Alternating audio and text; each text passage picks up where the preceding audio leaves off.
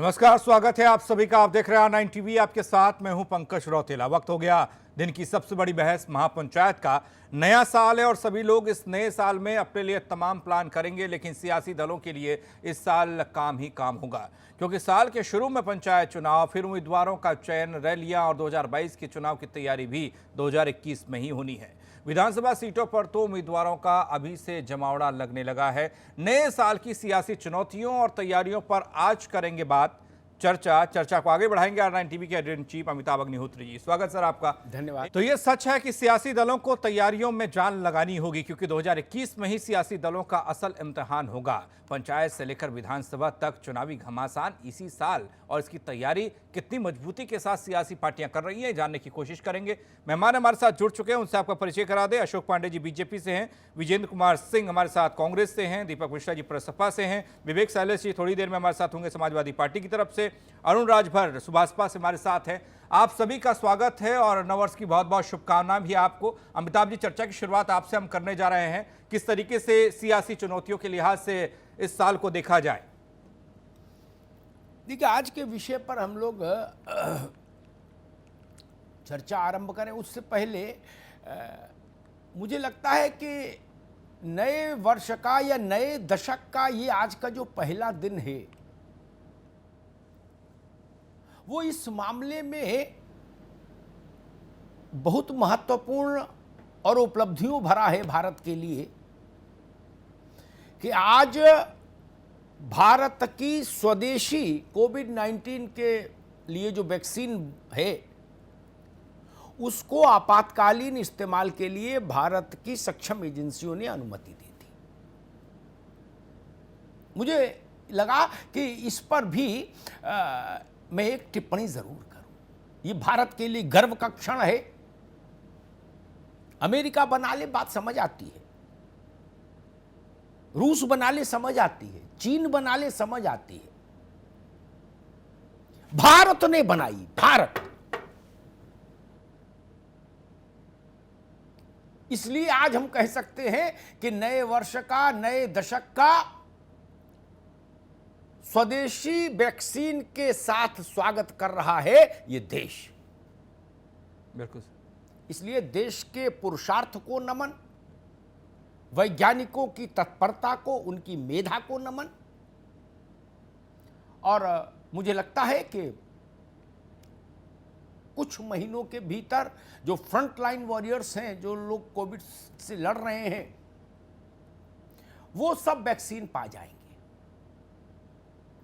और जो सरकार की इच्छा है, केंद्र की इच्छा है, राज्यों के साथ जो उसका ब्लूप्रिंट बना है, उसमें मैं ये कह सकता हूं कि शायद सरकार चाहती है कि जुलाई अगस्त तक 30 करोड़ लोगों को वैक्सीनेशन हो जाए। ये बड़ी उपलब्धि है। मेरा मन इससे प्रसन्न था, इसलिए मैंने कहा इसको मैं जरूर सामने रखूं। सभी सरकारों ने, केंद्र सरकार ने, वैज्ञानिकों ने जिस तत्परता से काम किया है, वो सराहनीय है, हिंदुस्तान के लिए गर्व करने योग्य है। अब आज का विषय,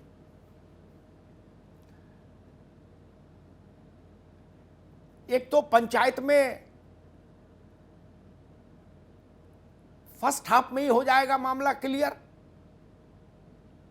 मार्च तक पंचायत के चुनाव होने हैं। वहां से भी एक बड़ा संकेतक उभरेगा उत्तर प्रदेश में। बड़ी आबादी उत्तर प्रदेश की वहां अपने मताधिकार का प्रयोग करेगी और सार्वजनिक तौर पर घोषणा हो नहीं हो, पार्टी के चिन्ह पर लड़ा जाए नहीं लड़ाई जाए चुनाव, लेकिन गांव में सब जानते हैं कौन हारा कौन जीता, और पार्टी खुद भी जानती है कि हम कहां खड़े हैं। इसलिए वो भ्रम टीवी पर तो बनाया जा सकता है पार्टियों के द्वारा, लेकिन जनता जानती है और उनके नीति नियंत्रक जानते हैं एक को। और 5 साल उत्तर प्रदेश में किसकी हुकूमत रहेगी, इसके लिए भी जितनी मेहनत करनी होगी वो भी सब 21 में ही करनी होगी। 22 में तो वोट पड़ेगा, शपथ होगी। और हो सकता है 21 से वोट पड़ना शुरू हो जाए, दिसंबर के लास्ट से। तो ये वर्ष इस मामले में उत्तर प्रदेश के राजनीतिक दलों के लिए बहुत महत्वपूर्ण है। और अब तो कोरोना का भी झंझट धीरे धीरे दूर हो रहा है। जब उतने भीषण कोरोना काल में बिहार ने अपने राजनीतिक उत्सव को मना लिया, सब दम साधे बैठे थे बिहार के बाहर के पूरा देश, लेकिन न नेता माने, न कार्यकर्ता माना, न जनता मानी, और चुनाव हो ही गया। तो अब तो शांति है। उत्तर प्रदेश में इस बार कुछ नए प्रयोग भी दिख रहे हैं, जैसे आम आदमी पार्टी का प्रदेश भर में चुनाव लड़ना, पंचायत का भी और विधानसभा का भी, वो एक नया चैप्टर है। ओवैसी साहब की पार्टी पिछली बार कुछ सीटों पर लड़ी थी, लेकिन तब उनकी टोकन प्रेजेंस थी। इस बार वो ढोल बाजे गाजे के साथ आ रहे हैं राजभर साहब के अलायंस में। तो छोटे छोटे दलों का एक जो बुके बनाया है ओम प्रकाश राजभर ने, वो भी एक बड़ा कोण बनता है। और बाकी जो चार चेहरे हैं, योगी आदित्यनाथ, अखिलेश यादव, मायावती जी और प्रियंका गांधी मान लीजिए, राहुल गांधी मान लीजिए, चाहे जिसको रख लीजिए, प्रियंका जी को रखिए, वो प्रभारी महासचिव हैं, उनकी प्रतिष्ठा तो दांव पर लगेगी ही लगेगी। तो ये वर्ष कुल मिला के राजनीतिक दलों के लिए बहुत निर्णायक है।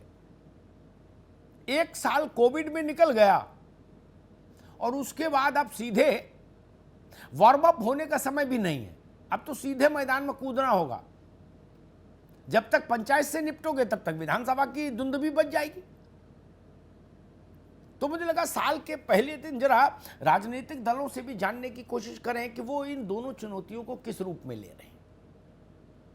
अशोक जी, आप ही से बात शुरू करेंगे, क्योंकि सबसे ज्यादा स्टेक पर आपकी पार्टी है, उसके पास सत्ता है, और चुनाव में सबसे ज्यादा दांव पर वही लगता है जिसके पास सत्ता होती है, क्योंकि उसको सत्ता बचानी होती है। हाँ।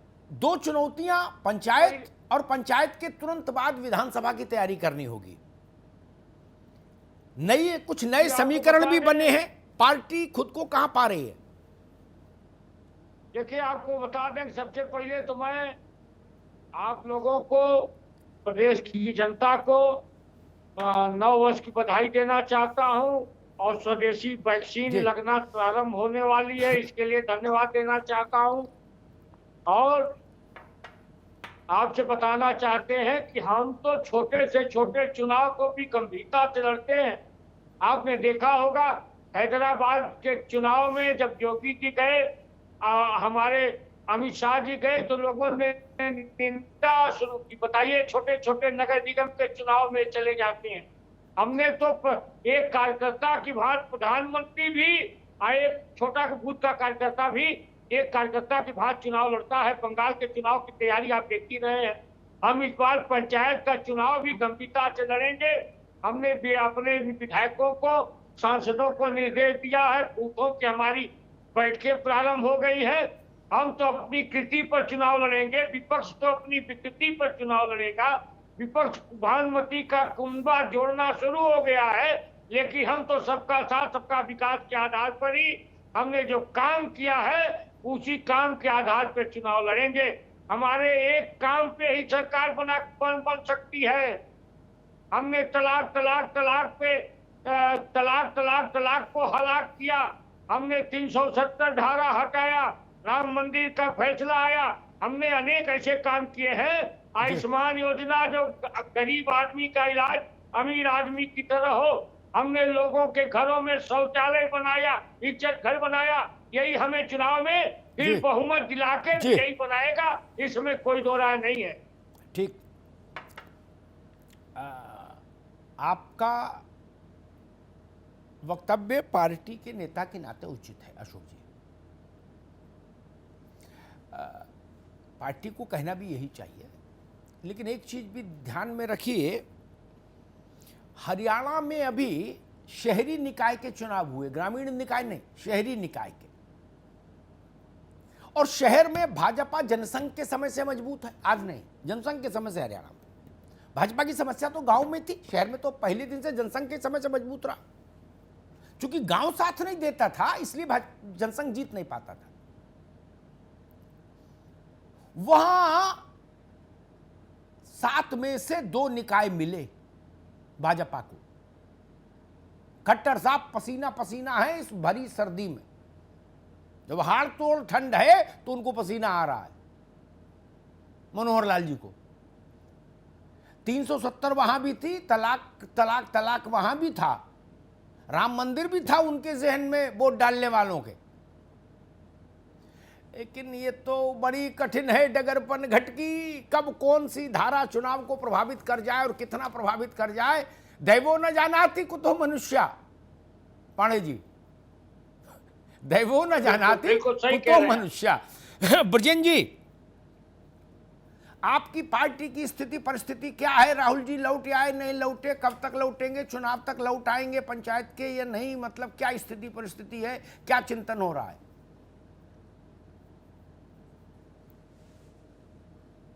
ये लल्लू जी के कंधों पे सारा बोझ डाल देंगे, भैया तुम ही वीर तुम बढ़े चलो, धीर तुम बढ़े चलो। और समझ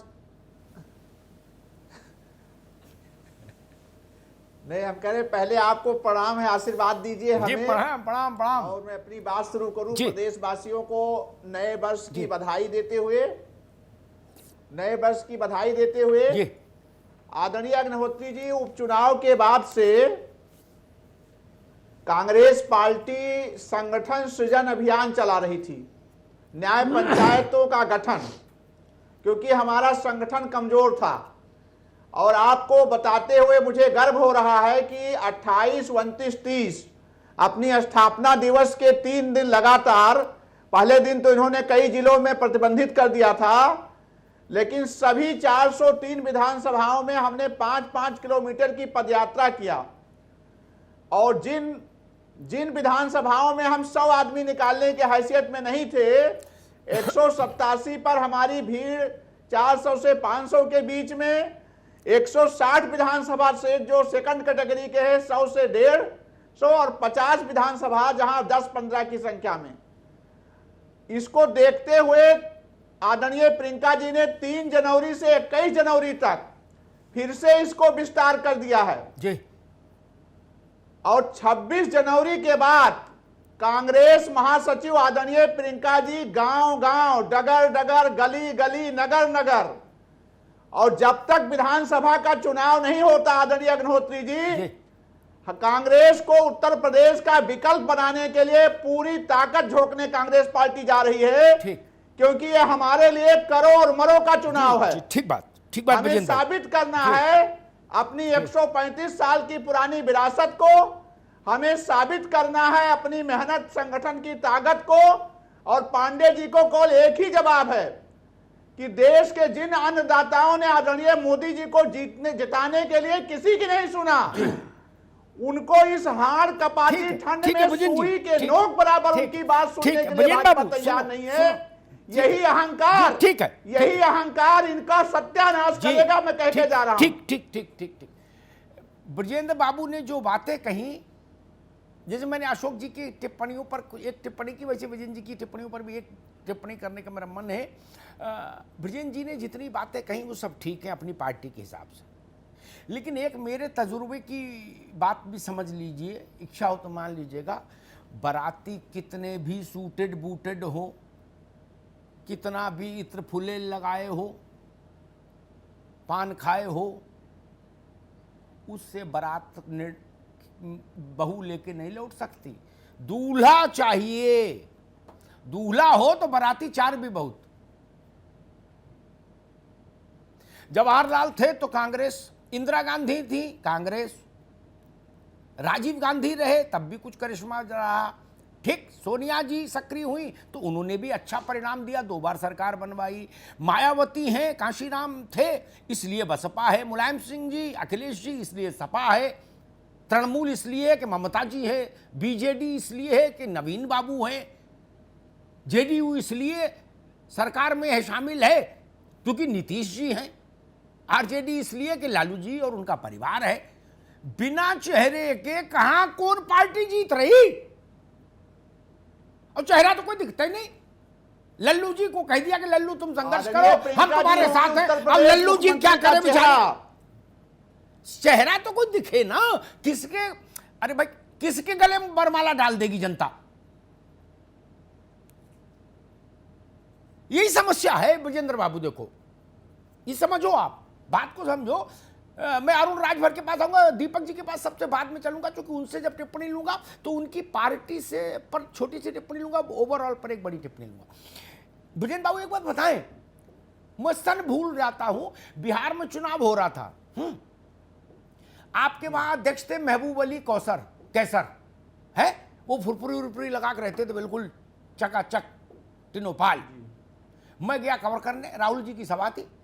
मैंने लोगों से पूछा भाई कांग्रेस का क्या माहौल है, बोले माहौल तो थोड़ा बहुत बन भी सकता है, लेकिन 2015 अरे सुन तो लो महाराज, तो लोगों ने मुझसे 2015 हाँ, ठीक है भैया, बात मैं उसके अंदर का मैसेज मैं बता रहा हूं, सन में क्या रखा। लोगों ने मुझसे कहा माहौल तो थोड़ा बहुत बन भी सकता है, मैंने फिर बन क्यों नहीं रहा। बोले कैसर गले माला डाल दें क्या, ये किसी लायक है। बोले लालू और नीतीश में लड़ाई हो रही है, कैसर कहां लग रहा। बोले 3 मिनट 13 में, बोले राहुल गांधी तो जहाज पकड़ के चले जाएंगे दिल्ली।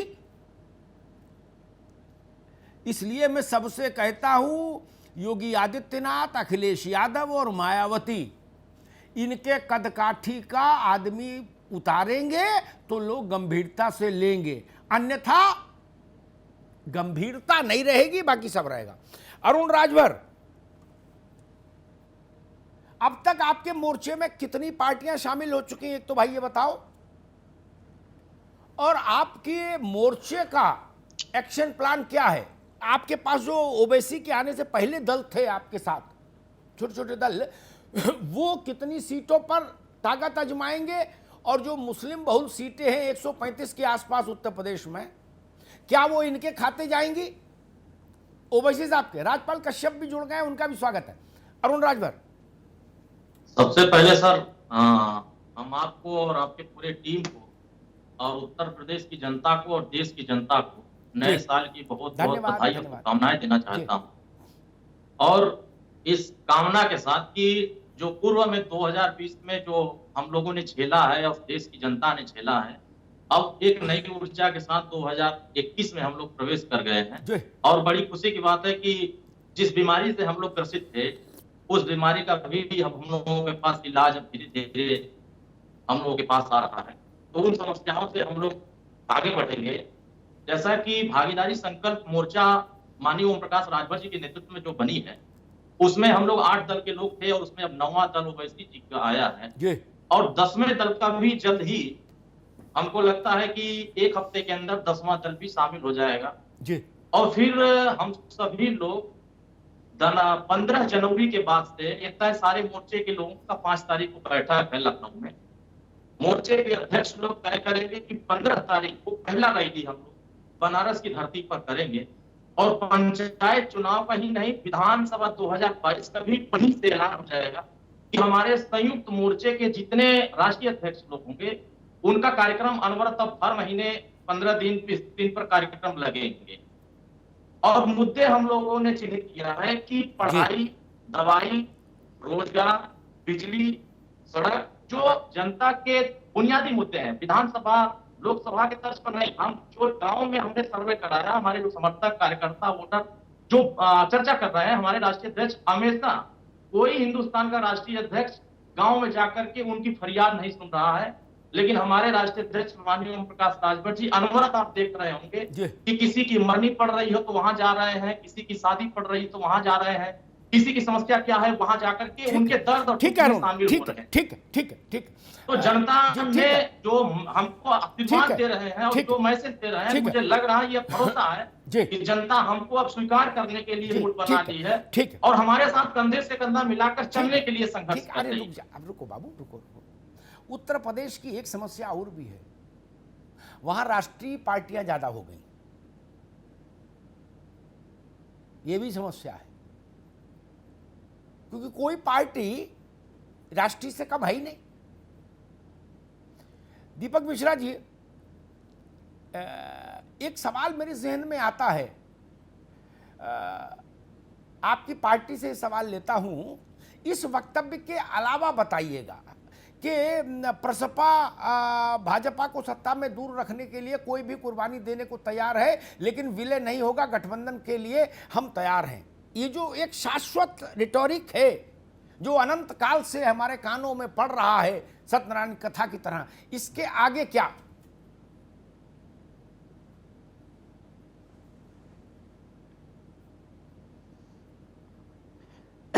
अमिताभ जी, लड़े हैं हम, लड़ेंगे हम ही अंधेरों से, हमें है जिद यहाँ रोशनी फैलाने की। आज नए साल का आगाज़ हमने अपने सभी सेनानियों, मंडल प्रभारियों, आनुषंगिक संगठनों के सभी राष्ट्रीय प्रदेश अध्यक्षों, सबकी एक बैठक की शिवपाल जी की मौजूदगी में, और मैराथन मंथन हुआ। गांव-गांव पांव-पांव का कार्यक्रम हमने प्रदेश को दिया, और आप देखिए कि उसी के प्रतिफलन में सबने पदयात्रा को पुनर्जीवित कर दिया।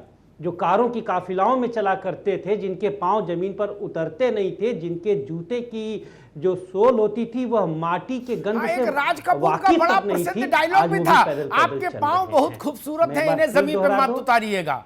राज कपूर का शायद नहीं, राजकुमार का ये डायलॉग था कि आपके पांव बहुत खूबसूरत हैं। हाँ, राजकुमार का था, वक्त फिल्म का। वक्त फिल्म का। जी। तो हमने लोकतंत्र के पांव को मजबूती और लोकतंत्र के चेहरे को खूबसूरती दी है। नहीं, अच्छा, ये डायलॉग कब छूटेगा ये बताओ। से लेकर सुभाष चंद्र बोस की जयंती तक, यानी किसान, ये डायरेक्ट छोड़ो किसान, अभी ये बताओ ये डायलॉग कब छूटेगा? आप इतना सैद्धांतिक कर देते हो बहस की, फिर वो मजा नहीं आता ना। वोट ना चरण सिंह जी ये बात तब तक चलेगी जब तक लड़ने की जरूरत बाकी है। आप भैया, वोट उन लोगों पर नहीं पड़ रहा आजादी की लड़ाई के दौरान, वोट हमारे संघर्षों पर पड़ेगा। इसी लखनऊ में देखिए, इसी लखनऊ में शिक्षक चुनाव में हम दूसरे स्थान पर रहे ना। और यह भी आप देख लीजिए कि वोट हमारे साथ किस कदर है कि भाजपा को हराने में जितने भी गठबंधन बने, जिसमें हम नहीं थे, हमारा नेतृत्व तो नहीं था, प्रसपा नहीं थी, शिवपाल जी नहीं थे, वह भाजपा से मुकाबला तक नहीं कर सकी। इस शाश्वत सत्य से तो आप इंकार नहीं कर सकते। ठीक है महाराज, जब हमारे बगैर भाजपा से लड़ना असंभव है तो गठबंधन हमारे बगैर अधूरा होगा। हम अपने संघर्षों से ठीक, मैं समझ गया। कोई आश्चर्य नहीं होगा कि अयूब साहब भी किसी दिन ये कह दें कि हमारी अंतर्राष्ट्रीय पार्टी जो है पीस पार्टी, यही भाजपा से मुकाबला करने में सक्षम है, बाकी सब फेल। कोई आश्चर्य नहीं होगा उत्तर प्रदेश की राजनीति में जो हवा बह रही है। राजपाल कश्यप जी हमारे साथ हैं। राजपाल जी, आपने सुना शिवपाल जी की पार्टी क्या कह रही कि जहां हम नहीं वहां जीत नहीं। समझ रहे ना निशाना कहां लगा रहे हैं? आपकी पार्टी की क्या तैयारी है भाई? क्योंकि आपकी पार्टी भी पिछले 5 साल में उत्तर प्रदेश में सारे गठबंधन कर चुकी, भाजपा छोड़ के। सबके घर रिश्तेदारी करके आपने देख लिया कहां क्या अच्छा, कहां क्या बुरा। तब आप इस नतीजे पहुंचे कि अब अकेले चलेंगे। क्या तैयारी है? क्योंकि 2 चुनौतियां, पंचायत और पंचायत से निपटेंगे, तत्काल धुंधवी बच जाएगी विधानसभा की। राजपाल जी। जी अमिताभ जी, देखिए आपको अनुभव है यहाँ उत्तर प्रदेश में कौन लड़ेगा, और सबकी पार्टियां हैं, सभी राष्ट्रीय अध्यक्ष हैं, सबको अपनी स्वतंत्रता है, लोकतंत्र में सबको आजादी है, और कौन किसके साथ में क्या गठबंधन करता क्या नहीं। और लेकिन समाजवादी पार्टी ही इस उत्तर प्रदेश में बीजेपी को हटाएगी, और माननीय अखिलेश यादव ही हटाएंगे इस बीजेपी को। वो इसलिए हम केवल इसलिए नहीं, कहीं न कहीं जनता में अब माननीय अखिलेश यादव जी के प्रति उन्होंने जो काम किए, उन्होंने जो डेवलपमेंट किए, उन्होंने जो विकास के पैमाने रखे, उन्होंने जो पैमाना सेट किया रोजगार का, उद्योग का, और आपके बिजली, पानी, सड़क, रोजी रोटी, ये सब जो पैमाना गरीबों के लिए पेंशन से लेकर सब मिल रही थी, आज तो सब बंद है। और किसानों के लिए सिंचाई मुफ्त से लेके सारी चीजें की थी। अजय वो तो ठीक है। नौजवानों को एचसीएल कंपनी जैसी राजपाल और बाबू ये दुनिया बताओ, की- अरे एक मिनट, एक ये बात बताओ वो तो ठीक ही जो बातें हैं आप कहते हो लगातार, शिवपाल जी के साथ कोई बातचीत हो रही है, कोई रास्ता निकलेगा, कोई खिड़की दरवाजा रोशनदान खुलेगा? एक ये बड़ा सवाल है अभी तो फिलहाल समाजवादी जी परिवार अमिताभ जी देखिए, ये सब फैसले हमारे समाजवादी पार्टी के राष्ट्रीय अध्यक्ष माननीय अखिलेश यादव, अब क्या होगा क्या नहीं होगा ये सब चीजें उन पे, लेकिन हमारी पार्टी पूरी तरह से तैयार है। हमारी पार्टी अभी पंचायत चुनाव में पार्टी का सिंबल तो होता नहीं है, कार्यकर्ता लड़ते हैं, हाँ, लेकिन पंचायतों में भी, और दूसरी बात जो आपके जिला पंचायत अध्यक्ष होंगे, ब्लॉक प्रमुख होंगे, दूसरी बात विधायकी की तैयारी की लगातार हमारे यहाँ तैयारी चल रही है। विधानसभा लेवल से लेकर सब जगह तैयारियां पूरी की जा रही, बूथ कमेटी से लेकर और बहुत सी रणनीति है जो रणनीति टीवी पे नहीं बताई जा सकती हमारी क्या तैयारी है। ठीक है, लेकिन वो चुनाव में दिखाई पड़ेगा, ठीक। चुनाव में दिखाई पड़ेगा, चुनाव से पहले दिखाई पड़ेगा। और वर्तमान में जो समाजवादी पार्टी बूथ से लेकर और विधानसभा से लेकर सब कहीं संघर्ष कर रही है, पार्टी के कार्यकर्ता नेता हमारे राष्ट्रीय अध्यक्ष खुद भी निकले हैं, संघर्ष कर रहे हैं, उनको पुलिस ने गिरफ्तार किया। आप बताइए, ये तो उत्तर प्रदेश में घोषित इमरजेंसी लगा के कार्यकर्ताओं नेताओं को जिस तरीके से रोक रहे हैं। ठीक है राजपाल जी, ठीक है। एक तो समाजवादी पार्टी पिछले 2-3 महीने से इस बात से बड़ा आहत है कि किसी को पुलिस ने, सिपाही ने, दरोगा ने, कप्तान ने क्यों रोक लिया। अरे राजनीति करने आए हो भाई कि लगुन खाने आए हो? लड़के की परीक्षा में आए हो क्या? आप जिनका कंठी माला लिए हो सब लोग, लोहिया जी का, लोहिया पूरी जिंदगी कहते रहे एक पैर रेल में एक पैर जेल में। आप लोगों को इतना डर लगा, अभी तो कोई जेल नहीं गया, और जो पकड़ा पकड़ी बताते हो। अरे सुनो राजपाल, ना अभी नहीं बोलने देंगे ना, अभी रुकिए।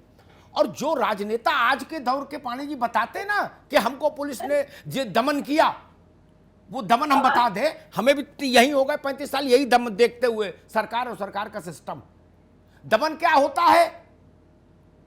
दिल्ली में पार्लियामेंट हाउस थाना है, संसद मार्ग थाना, वहां का एसएचओ पूरे दिन हाथ ऐसे रखता है, पूरे दिन। अब तो खैर प्रदर्शन बंद हो गए, जब होते थे तो मैंने पूछा, एक ढिल्लो साहब थे, मैंने क्यों? बोले भाई साहब आप प्रदर्शन करने कोई छोटा आदमी आता है, कहीं अडवाणी आ रहा है, कहीं जोशी आ रहा है, कहीं वाजपेयी हैं, कहीं कोई है, मतलब एक से एक बड़ा आदमी क्या? बोले हम इन सबके लिए चाय नाश्ते का इंतजाम करते रहते थाने में, और रेस्ट में दस्तखत करा के गाड़ियों से घर भिजवाते। ये नहीं गिरफ्तारी है? फिर इस पे भी हंगामा है क्या? तो राजनीति छोड़ दीजिए।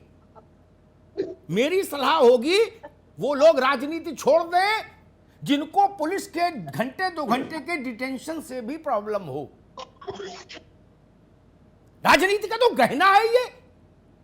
आजादी की लड़ाई में कौन जेल नहीं गया? 16 साल जवाहरलाल नेहरू के जेल में बीते। 16 साल छोटी बात है क्या? आप लोग 16 दिन रहे आओगे तो दिमागी संतुलन गड़बड़ा जाएगा। आज कोई सोच सकता है कि मायावती जी मान लीजिए 10-5 दिन को कहीं किसी मामले में, तो क्या स्थिति बनेगी उनकी? ना भाई ना, ये इश्क नहीं आसान, बस इतना समझ लीजिए, एक आग का दरिया है और डूब के जाना है। लाठी खाए बिना, जेल जाए बिना, संघर्ष किए बिना सांसद, विधायक और मंत्री और मुख्यमंत्री होना चाहते हो सब लोग? ये ठीक नहीं भाई ना। दीपक मिश्रा जी, अब जरा तैयारी छोड़ो, चुनाव में जो होगा तब की तब देखेंगे। इसी पर थोड़ी बात कर ले। जो भारत की राजनीति का नया नेतृत्व है, उसमें ममता बनर्जी जैसे अपवादों को छोड़ दीजिए, वैसा संघर्ष तो कोई कर नहीं सकता। वैसा संघर्ष तो शायद इमरजेंसी में भी नेताओं का नहीं हुआ जैसा ममता ने किया इतनी सी उम्र में। मैंने ममता बनर्जी को स्ट्रेचर पर पार्लियामेंट में देखा, स्ट्रेचर पर आई थी जी।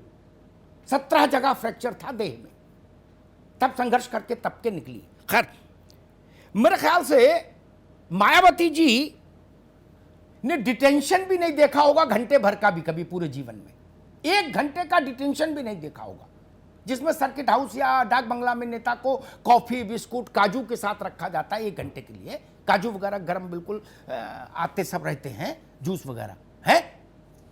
उसके बाद मौके पे मौजूद अधिकारी सल्यूट मार के छोड़वाता है एस्कॉर्ट लगा के, वो भी नहीं देखा लोगों ने। जेल है किधर ये भी नहीं पता, लाठी डंडा कैसा होता वो भी नहीं पता। बिना संघर्ष के जनता के संघर्ष की कीमत कैसे समझ में आएगी? आज जो भारत में 60 से ऊपर वाले लोग हैं, 70 से ऊपर वाले, वो लोग कम से कम 19 महीने जेल काट के तो आए। दीपक मिश्रा,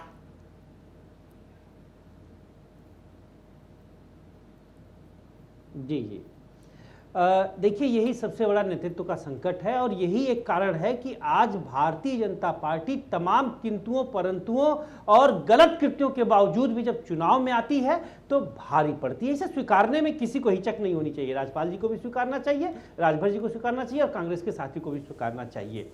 नेतृत्व सिर्फ 2 की कोख से पलता है, एक अध्ययन जिसमें बड़े बड़े नाम हुए, गोविंद पंत, तमाम बड़े नाम, आचार्य संपूर्णानंद, और दूसरा आंदोलन। आज का नया नेतृत्व आप कमोवेश देखिए तो अध्ययन और आंदोलन दोनों से बची हुई है। राहुल गांधी जी ने नेहरू विमर्श पर कौन सी पुस्तक लिखी या छोड़िए कौन सा लेख लिखा, ये शायद हमारे कांग्रेस के प्रतिनिधि नहीं बता पाएंगे। इसी तरीके से तो जब ना आंदोलन है ना अध्ययन है, और तो और मैं बड़े दावे के साथ कह सकता हूं कि हमारी उम्र के राजनेता जो किसी भी दल के राष्ट्रीय अध्यक्ष, एक आध बार एमएलसी भी हो गए, भाई 40 से 50 हजार तनख्वाह है, आप इन्हें लखनऊ में मोटरसाइकिल पर बैठे हुए नहीं देख सकते। पहले नेता अपने विचार, किरदार और युद्ध से जाना जाता था। क्या साहब ये फरजाद साहब है, इन्होंने बड़ौदा में आंदोलन किया, क्या साहब ये फलाने हैं, इन्होंने ये किया। आज का नेता अपनी कार और कार के साथ चलने वाले गनर से जाना जाता है। अशोक पांडे जी, वही मूल सवाल, यह राजनीति का अवमूल्यन है। नेता संघर्ष करना ही नहीं चाहते, वो कहते भाई या तो सत्ता में रहूंगा या कोठी पे रहूंगा, अपनी बीच का रास्ता मुझे मंजूर नहीं। या तो सत्ता में रहूंगा, डीएम एसपी का तबादला करूंगा, और नहीं तो कोठी पे रहूंगा, कड़क कलम का कपड़ा पहन के बैठूंगा, लेकिन ये धक्का परेड नहीं करूंगा कि धरना दूं, प्रदर्शन करूं, लाठी खाऊं, जेल जाऊं, जमानत कराऊं। तब तो फिर ऐसा ही नेतृत्व मिलेगा जैसा है। अशोक पांडे जी, देखिए आपको बता दें कि आंदोलन के गर्भ के नेता पैदा हुआ करते थे, अब तो बड़े नेताओं की पत्नियों के गर्भ से पैदा हो गए हैं। परिवारवाद की पार्टियां हैं। डॉक्टर राम मनोहर लोहिया कहते थे पूरा समाज हमारा परिवार है। ये लोग कहते हैं, कुछ लोग कहते हैं परिवार ही हमारा समाज है। निश्चित तौर से इससे ऊपर तो आना ही होगा। जातियों के दल बन गए हैं, ये लोहिया ने कब कह दिया, के चुनवे हो गए हैं, इस तरह की राजनीति शुरू हो गई है। हम लोग कम से कम 100 बार गिरफ्तारी हुई होगी, राजद्रोह के अंतर्गत भी गिरफ्तार रहा हूँ। डंडा खाना तो हम लोगों का गहना माना जाता है, जेल जाना, एक पैर रेल में एक पैर जेल में, लेकिन मानेंगे भी नहीं, मारेंगे भी नहीं, हमला हम पर जैसा होगा हाथ हमारा नहीं उठेगा कह के आंदोलन करने वाले लोग हाशिए पे जा रहे हैं। और बड़े नेताओं के गर्भ में पैदा हुए लोग सियासत में आ रहे हैं, इसलिए दुर्गति। ठीक बात। विजेंद्र सिंह जी, एक बात बताइए, लालकृष्ण आडवाणी और चंद्रशेखर ये भारत के बड़े आखिरी नेता थे जिन्होंने यात्रा की देश की। उसके बाद देश की यात्रा का भी चलन खत्म हो गया। बोले प्राइवेट जेट से उतरेंगे, मंच के पास जो डीप बनी होगी वहीं पंखा टेकेगी जाके खट से, और खट खट खट कर ऊपर चढ़ेंगे, ऐसे ऐसे करेंगे और देश बनाने के 5-7 नुस्खे बताएंगे और फिर उसी जहाजबा में वापस ना। नेताओं को तो देश का भूगोल नहीं पता होगा, नक्शा रख दो सामने तो नहीं बता पाएंगे। विजय जी, आदरणीय अग्निहोत्री जी, ये सब इसलिए हो रहा है कि माइंडसेट बदल गया है देश का। अब वो संघर्ष चाहता कहाँ है, वो तो मुद्दों पर चुनाव। आप देखिए किस प्रकार के जिस अपराध के लिए मोदी जी की जमानत जब्त होनी चाहिए थी, उसमें हम लोग बर्बाद हो गए कि हमारे देश के सेंसर जोन में 300 कुंटल आरडीएक्स आ गया और हमारे सैकड़ों जवान शहीद हो गए। तो इसमें तो मोदी जी का, सरकार का खाता नहीं खुलना चाहिए था और हार गए हम सब लोग। तो ये जो माहौल बनाया है इन्होंने हिंदू मुस्लिम का, तुष्टीकरण का, उसमें अब संघर्ष देख कौन रहा है? सवाल, हम मर भी जाए पैदल चल के तो उसको देखेगा कौन? ये सब जनता जिस प्रकार का चीजें चाहती है, नेता को उसी प्रकार करना होता है। ठीक। आदरणीय चंद्रशेखर जी का आपने नाम लिया, वो भी उसके उस पदयात्रा के बाद जितने चुनाव लड़े, गठबंधन से ही चुनाव जीत पाए, अकेले वो भी हार गए। ठीक क्योंकि जनता का माइंडसेट बदल चुका है। जनता को मुद्दों से अगर मतलब होता तो 0 डिग्री पर देश का अन्नदाता सड़कों पर जल रहा है और देश का सारे लोग सो रहे हैं, पूरा देश। ठीक है, किसी को कोई फर्क नहीं पड़ रहा है। हम किस देश में बैठे हैं? रुकिए इनको। असल में मुश्किल क्या है, जब तक आप अपने दिमाग को इतना प्रत्युत्पन्न मति नहीं रखेंगे, कोई कंप्यूटर भी मदद नहीं कर सकता। कि अगर भारत पर चर्चा है तो पूरा भारत आपके जहन में जब आप बोल रहे हो घूमता रहे लगातार, तब आप सही उदाहरण पकड़ पाएंगे और अकाट्य बात कह पाएंगे। मानव मन की कमजोरी है, अपनी सुविधा का तर्क ढूंढ लाता है। बोले भैया अमिताभ जी आप गरीब की मदद क्यों नहीं कर रहे? बोले गरीब की मदद आजकल कौन कर रहा है भैया, कौन उसको पूज रहा है? जो गरीब की मदद नहीं कर रहे वो फल फूल रहे। ये कह के अमिताभ जी ने पिंड छुड़ा लिया कि 10 रुपया गरीब को ना देना पड़े, भाषण देके किनारे हुए। मैं एक उदाहरण देता हूं 31 साल का शासन, पूरा विश्व मानता था कि चीन के बाद अगर वामपंथ कहीं सबसे मजबूत है तो पश्चिम बंगाल में। उसको धस्तीभूत कर दिया अकेले एक लड़की ने, तब लड़की थी ममता जी। सिर्फ और सिर्फ संघर्ष पर, सिर्फ और सिर्फ संघर्ष पर, और कोई दूसरा कारण नहीं। यात्रा पे, पदयात्रा में, धरने में, जेल में, रेल में, उसी तरीके से। और लोग बताते हैं और 10 साल हो गए और फिर चुनाव लड़ रही है, तो अशोक पांडे जी से पूछो बंगाल में कितनी मुश्किल हो रही है। वहां ममता है इसलिए। बबुआ लोग होते तो भाजपा अब तक तो पूरी पार्टी ही साफ करा देती तृणमूल की। झंडा लगाने वाला कोई नहीं मिलता बंगाल में तृणमूल को, अगर बबुआ लोग चला रहे होते पार्टी। संघर्ष का अब मूल्य नहीं होना चाहिए। अरुण राजभर जी, वही सवाल मेरा आपसे भी, फिर राज्यपाल जी से पूछूंगा। संघर्ष किया नहीं, जनता का दुख सुख उसके बगल में बैठ के जाना नहीं, धुले कलफ लगे कपड़े नींबू काट पहने अपनी कुर्सी पर बैठे अचकन फचकन पहन के और 10-5 बड़े लोगों से मिले और बोले ठीक है चलो जी हो गया आज का काम।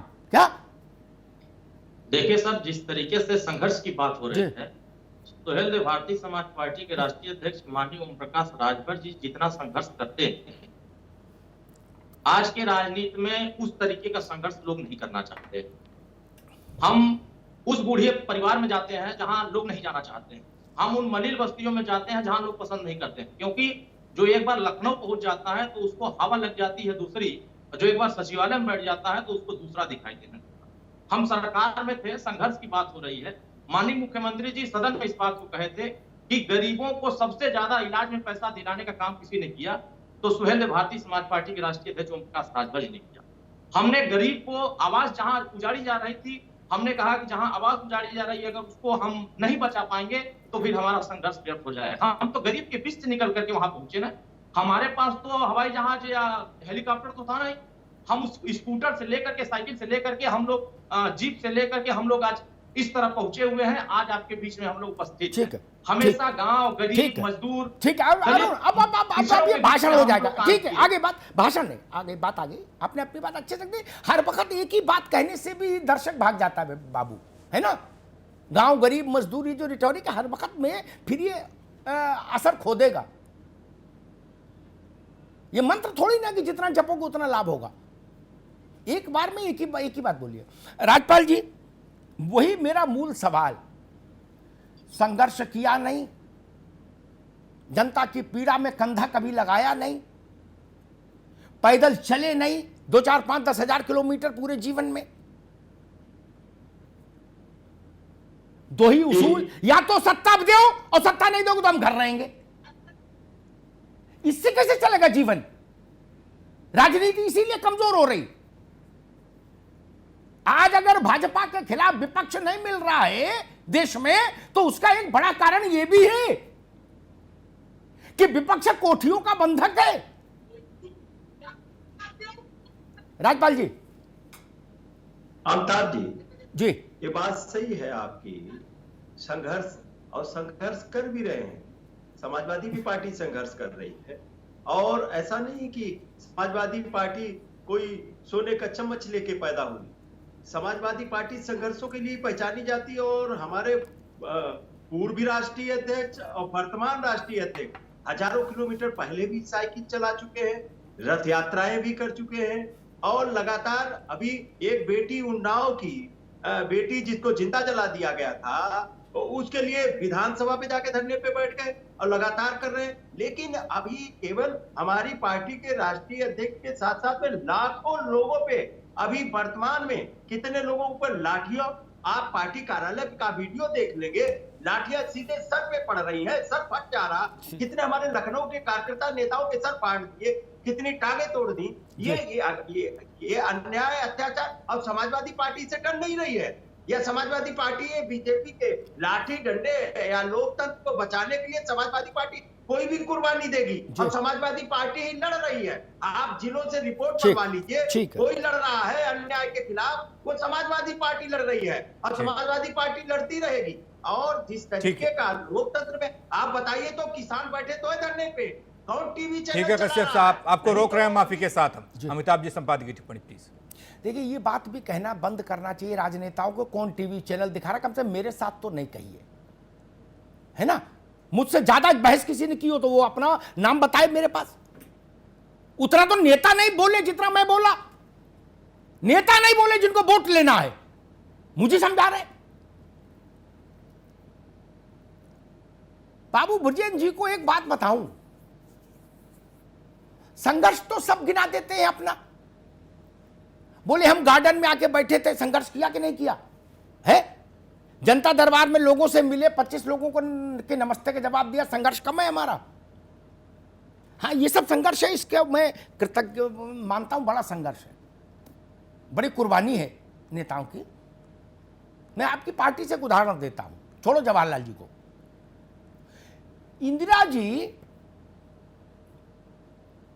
बेलछी में एक दलित परिवार के साथ जुल्म ज्यादती हो गई। इंदिरा जी ने कहा मैं बेलछी जाऊंगी। चौमासे का महीना, सबने मना किया, क्योंकि आपकी पार्टी में उस वक्त भी बुजुर्गुआ वर्ग था। बुजुर्गुआ वर्ग वैसा अचकन पचकन बिल्कुल ठीक ठाक बिल्कुल है, किमाम इमाम लगा के खा के रहने वाला। लेकिन इंदिरा गांधी तो इंदिरा गांधी थी, उन्होंने कहा मैं जाऊंगी। अब जी पहुंच गई। अब गांव तक जाने का कोई साधन नहीं, पानी बरसे सो बरसे, मिट्टी में 2-2 हाथ धस जाए आदमी। इंदिरा गांधी ने कहा कि कुछ नहीं, मैं जाऊंगी, कोई चले नहीं चले छोड़ो, मैं जाऊंगी। लाइट नहीं थी तब, लालटेन की रोशनी हुई। वहां के कांग्रेसियों ने जब देखा कि मैडम नहीं मानेंगी तो बड़ी मुश्किल से एक हाथी मंगवाया। अब हाथी पर इंदिरा गांधी का चढ़ना मुश्किल। एक बार तो फिसली तो लोगों ने पकड़ लिया, वरना रीढ़ की हड्डी जाती टूट। लेकिन वो इंदिरा थी, उन्होंने कहा फिर चढ़ूंगी, और हाथी पर बैठी। दलदल हाथी के लिए भी चलना मुश्किल, और वहां गई। उस यात्रा ने हिंदुस्तान की राजनीति की दिशा बदल दी थी। अशोक पांडे और दीपक मिश्रा बता देंगे, एक यात्रा ने भारत की राजनीति की धुरी बदल दी थी। इंदिरा गांधी तिहाड़ गई। आप लोगों को तिहाड़ का ताप बता दो तो पता नहीं क्या करोगे। मैं भाई ऐसे लोगों से जो उंगली छू आटा की बोरी में उंगली लगा के पंसारी बनते हैं, या एक सुई चुभो के थोड़ा खून निकाल के कहते कि हम भगत सिंह हो गए, हम ऐसे लोगों से कभी सहमत नहीं हुए। बिना तपे तुम कैसे कंचन? विषपाई जब तक न बनोगे कौन करे अभिनंदन? कौन है विषपाई? कितनों ने विष पिया है, और जिन्होंने पिया उनके माथे पर जनता ने विजय का तिलक लगाया है। लालू यादव में के मेरिट डिमेरिट पर अलग बहस हो सकती है, लेकिन संघर्ष है, इसलिए लालू आज भी है।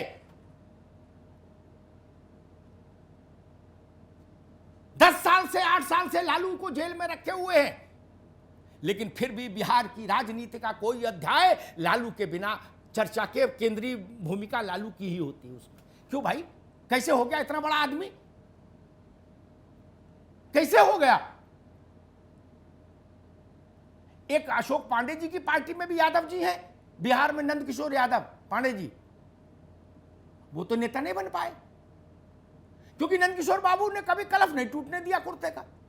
क्या इतनी बड़ी पार्टी के आदमी होकर भी नहीं बन पाए कभी नेता? नहीं बने ना पांडे जी।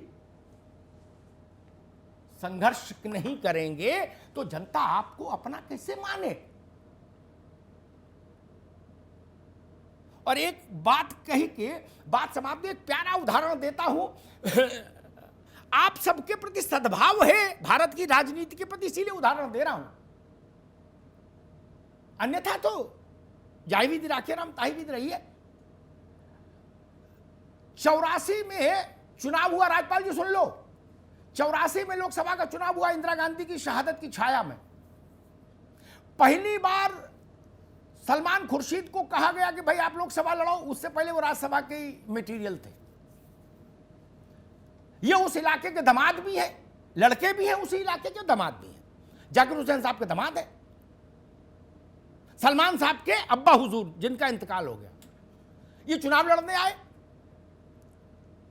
उस वक्त जिला कांग्रेस कमेटी के अध्यक्ष हुआ करते थे ठाकुर मेहरम सिंह, आजादी की लड़ाई के आदमी थे। वो हमसे मिलवाए इनको, उस वक्त शायद मैं एमकॉम फाइनल वगैरह में पढ़ रहा था किसी साल में, हाँ एमकॉम फाइनल में रहा।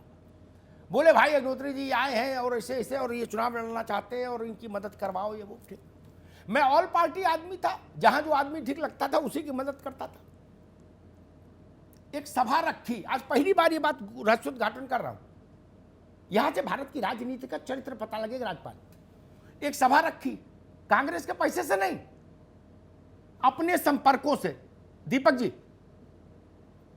दलित बस्ती में सभा रखी, हम खुर्शीद आलम साहब और बेगम साहिबा एक ही जीप से पहुंचे। गरीबों ने इंतजाम किया, टेंट तंबू माइक माला सब।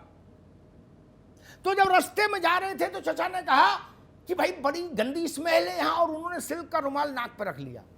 मैंने कहा नाक से रुमाल हटा दो चचा ने, चुनाव जाओगे हार। ये समझ मुझे तब भी थी जब मैं स्टूडेंट था। खैर पहुंचे मंच पे, भाषण भूषण हुआ। वो गरीब लोग लाल नारंगी रंग की जलेबी जिनमें गौछाप रंग पड़ा होता है, और थोड़े धूल से सने समोसे जो वहीं से कहते धूल भी उड़ रही थी, वो एक कागज के प्लेट में रख के ले आए, खुर्शीद आलम साहब को दिया। बोले भाई मैं नहीं खाऊंगा ये ना, मैं चलूं क्या अग्निहोत्री जी? मैंने यहां तुरंत जाओ। अगले दिन मैंने कहा जिला कांग्रेस कमेटी के अध्यक्ष से कि या तो ये अपना आचरण बदल ले बिल्कुल 360 डिग्री पे, नहीं तो फर्रुखाबाद से चुनाव नहीं जीतेंगे। ये नई दिल्ली विधानसभा, नई दिल्ली लोकसभा क्षेत्र से इनको लड़वा। भाई आप खा नहीं सकते उनके हाथ, गरीब के यहां का। आप पानी की बोतल साथ लेके चलते हो। राज्यपाल बाबू गलत नहीं बोल रहा हूं, मैं भी नेताओं को देखता हूं। और दीपक मिश्रा को याद पता होगा, जब पार्टी एक थी तो ये तो बड़े सेटअप में रहे हैं, और अशोक पांडे जी को भी पता होगा। बड़े नेताओं के खाने पीने का मीनू पहले आता है। गलत कह रहा हूं क्या? गलत कह रहा हूं क्या? मैंने मीनू देखे हैं जिसमें लिखा 4:30 बजे अंजीर का जूस लेंगे तो अंजीर का ही लेंगे, संतरे से काम नहीं चलेगा। जी। एटा में सभा करने गया बड़ा नेता, तो आगरा से सामान खरीद के आया, एटा मिला नहीं जो वो खरीदना चाहते थे। गलत कह रहा हूं क्या? हमको सब लोग टेलीफोन करिएगा, हम बता देंगे किसके बारे में कह रहा हूं। एक सत्ता का समय था, एक इशारा करके जा रहा हूं। एक नेताजी गए, सत्ता में थे, हाकिम थे बड़े, इडली सांवर ठंडा था, ज्यादा गर्म नहीं था। डिस्ट्रिक्ट मजिस्ट्रेट को सस्पेंड करके आ गए, बोले इसको ही नहीं पता। ये राजसी मानसिकता त्यागिए। जी, वोट जनता से लेना है तो झुकना तो सीखिए। धन्यवाद। बहुत शुक्रिया आप सभी मेहमानों का। अमिताभ जी आपका भी बहुत बहुत शुक्रिया। चुनावी घमासान और उम्मीदवारों का चयन, कैंपेन प्लान सब इसी साल होना है, बस परिणाम अगले साल विधानसभा चुनाव का आएगा जब वोट पड़ेंगे। महापंचायत में आज इतना ही। फिलहाल आप बने रहिए 9 टीवी के साथ।